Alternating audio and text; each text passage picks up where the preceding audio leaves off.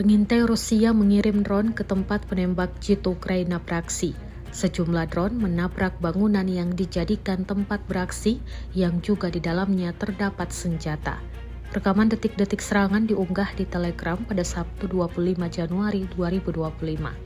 Dalam keterangan unggahan disebutkan di Zaporozhye, khususnya Orekov, pengintai dari distrik militer selatan ke-58 Rusia, menghitung posisi senapan mesin di sebelah AGS di salah satu rumah tempat para pejuang Ukraina menembak.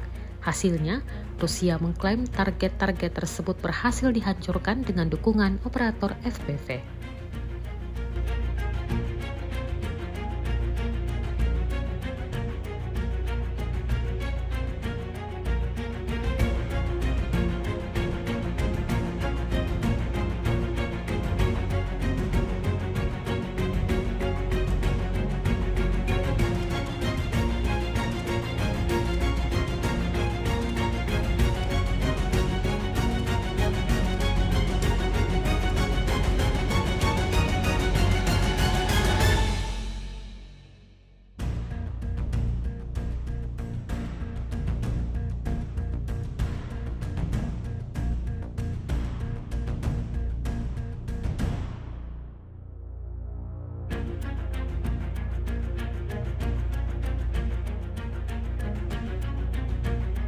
Download Tribun X sekarang, menghadirkan lokal menjadi Indonesia.